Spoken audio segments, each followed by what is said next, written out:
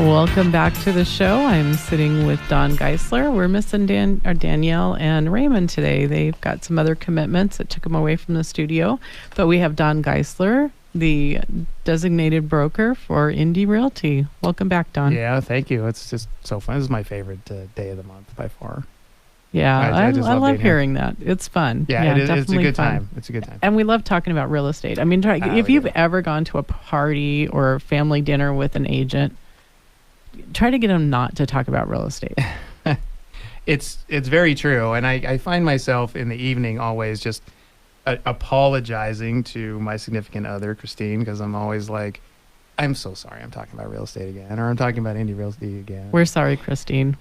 We love you. We're sorry. Yeah, just all the time. It's just always on our mind. But, we're pretty darn good at it, and we love sharing, spreading the word. And it's in your blood. It really is. You just can't help it. Yeah, so, I'm about to bump up on 23 years, 23 year anniversary of being licensed realtor.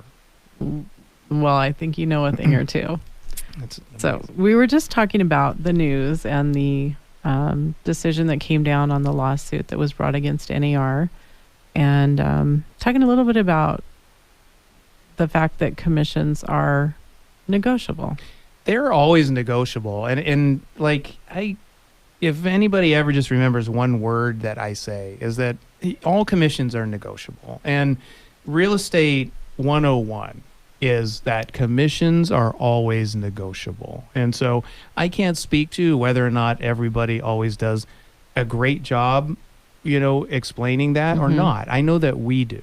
It is in our paperwork. When we sit down and talk to someone and take a listing, that's part of the conversation. Absolutely. Is what is the commission and where does the money go? How is it divided? Mm-hmm.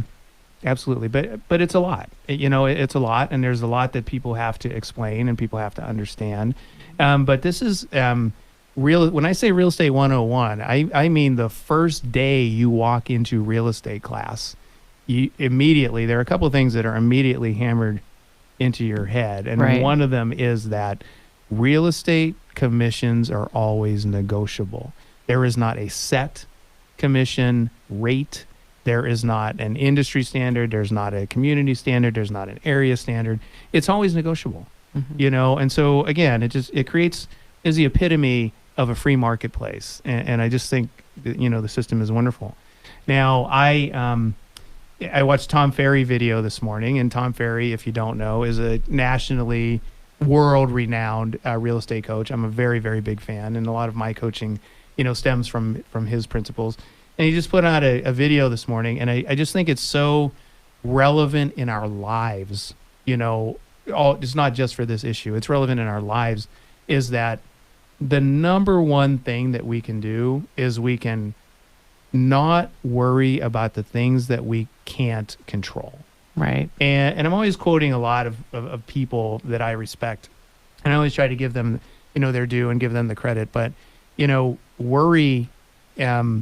worry doesn't do you any good, and worrying about only the things that you can control. And so locally and right in our own backyard, and as a real estate professional, we can't control what's going on outside of the room, in the country, in the community, whatever.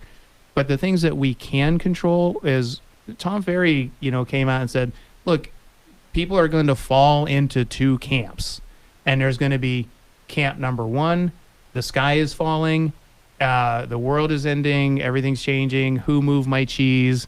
I'm going to firmly bury my head in the sand and choose to cry myself to sleep at night. And there's the other side to say, if things do change, what do we need to implement? How do we go about best serving our community, best serving our clients, best serving our country, our economy, all the things that we do that we hold so dear. And I can tell you that that's who we're going to be, and that's who Indie Realty is going to be.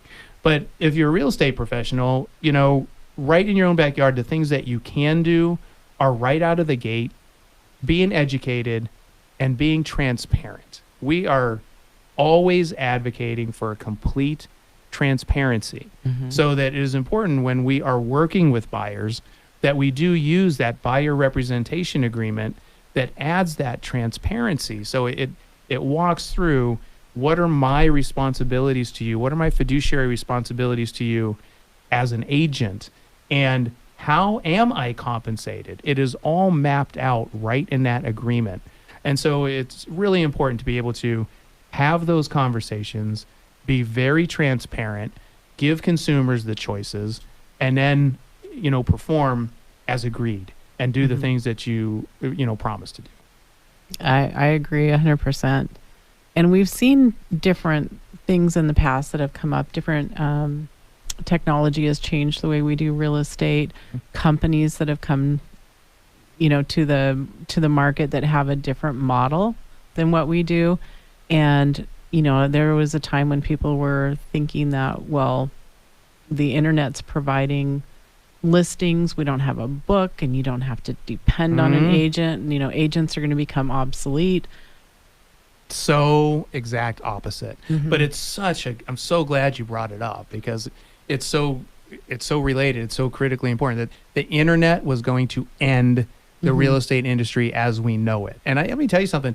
I started when there was a book, where you had to have a book, and it was right at the tail end of that. I bought my first house when they had a book, and they weren't supposed to give you the book.